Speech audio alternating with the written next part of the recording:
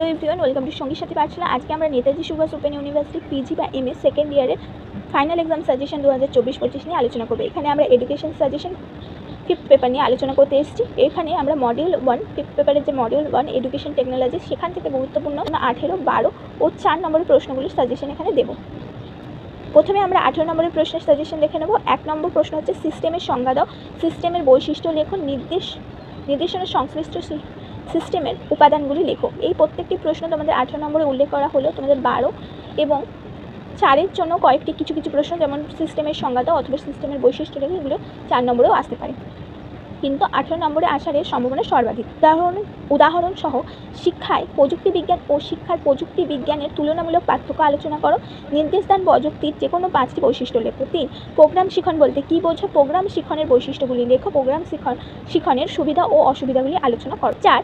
যোগাযোগ ব্যবস্থা বলতে কী বোঝায়? শ্রেণীকক্ষে যোগাযোগ ব্যবস্থার গুরুত্ব কোথায়?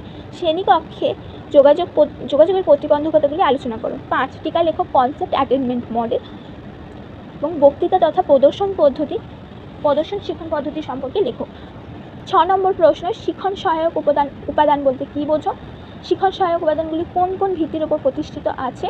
শিখন সহায়কের মনস্তাত্ত্বিক ভিত্তি আলোচনা করো। 7 নম্বর, অনুশিখন কী বা কাকে বলে? অনুশিখনের প্রয়োজনীয়তা, বৈশিষ্ট্য, সুবিধা ও অসুবিধাগুলি উল্লেখ করো। 8 নম্বর প্রশ্ন, নিবিড় শিক্ষণ প্রযুক্তির সংজ্ঞা দাও, এর বৈশিষ্ট্যগুলি আলোচনা করো। শিক্ষা প্রযুক্তির সাথে এর তুলনামূলক আলোচনা করো। নিবিড় শিক্ষা প্রযুক্তি। 9 নম্বর প্রশ্ন, যে কোনো একটি শিক্ষণ মডেলের সংক্ষিপ্ত বর্ণনা দাও, শিক্ষণ মডেলের বিভিন্ন ব্যবহারগুলি উল্লেখ করো। শিক্ষণ মডেল ও শিক্ষণ পদ্ধতির মধ্যে তুলনামূলক আলোচনা করো। 10 নম্বর প্রশ্ন, নিবিড় শিক্ষণে ছক বলতে কী বোঝায়? প্রোগ্রাম শিক্ষণ ও প্রোগ্রাম শিক্ষণের মধ্যে পার্থক্য কী? নিবিড় শিক্ষণের উদ্দেশ্য, বৈশিষ্ট্যগুলি উল্লেখ করো। সিস্টেম বিশ্লেষণের উপাদানগুলি উল্লেখ করো। 11 নম্বর প্রশ্ন, শিক্ষায় সিস্টেম অ্যাপ্রোচ এবং সিস্টেম অ্যানালিসিসের পার্থক্য কী? সিস্টেম অ্যানালিসিসের পর্যায়গুলি চিত্রসহ বর্ণনা করো। 12 ফ্ল্যান্ডারের মিথস্ক্রিয়া বিশ্লেষণের কৌশলগুলি বর্ণনা করো। এই বিষয়ে একটি উদাহরণ দ্বারা বিষয়টিকে বুঝিয়ে লেখো। 13 প্রোগ্রাম শিক্ষণের ধারণাটি ব্যাখ্যা করো, এর মনোবিজ্ঞান ভিত্তিক বিশ্লেষণ করো। বিভিন্ন প্রকার প্রোগ্রাম শিক্ষণের বর্ণনা দাও। শিক্ষা উপকরণ বলতে কী বোঝায়? শিক্ষা উপকরণগুলির প্রকারভেদ উল্লেখ করো। শিক্ষা উপকরণগুলির সুবিধা ও অসুবিধা লেখো। শিক্ষা উপকরণ হিসাবে কম্পিউটারের ব্যবহার আলোচনা করো। 15 নম্বর প্রশ্ন, আমাদের 18 নম্বরের জন্য শেষ প্রশ্ন, শিক্ষণ পদ্ধতি বলতে কী বোঝো? শিক্ষণ পদ্ধতিগুলির প্রকারভেদ সম্পর্কে আলোচনা করো। যে কোনো 2টি শিক্ষণ পদ্ধতি সম্পর্কে বিস্তারিত লেখো। এই প্রত্যেকটা প্রশ্ন খুব গুরুত্বপূর্ণ।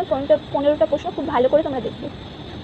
এরপর 12 নম্বরের প্রশ্ন, নির্দেশদানের প্রথম প্রশ্ন, নির্দেশদানের নকশার উদ্দেশ্যগুলি কী কী? নির্দেশদান উপাদানগুলি ব্যাখ্যা করো।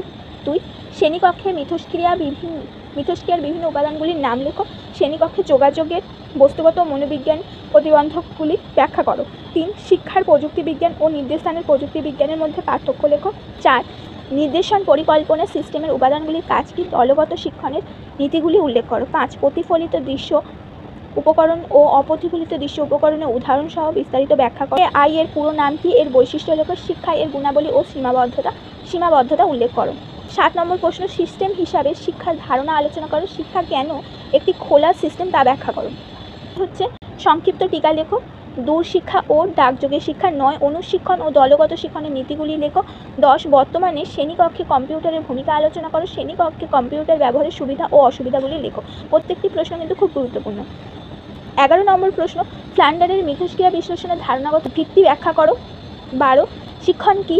শিক্ষণ মডেল বলতে কী বোঝায়? এর প্রধান উপাদানগুলি আলোচনা করো। নম্বরের জন্য 13 নম্বর প্রশ্ন, ব্লুম, কতওয়েল, সিম্পসন প্রবর্তিত সার্বিক শিক্ষণ লক্ষ্যের শ্রেণীবিভাজন উপযুক্ত উদাহরণ সহ আলোচনা করো। 14 যোগাযোগ একটি দ্বিমুখী প্রক্রিয়া, বক্তব্যটির ব্যাখ্যা করো। শ্রেণীকক্ষে যথাযথ যোগাযোগের জন্য কোন কোন বিষয়সমূহ আবশ্যক লেখো। 15 নম্বর প্রশ্ন, প্রথাগত ও অপ্রথাগত শিক্ষার মধ্যে পার্থক্য আলোচনা করো।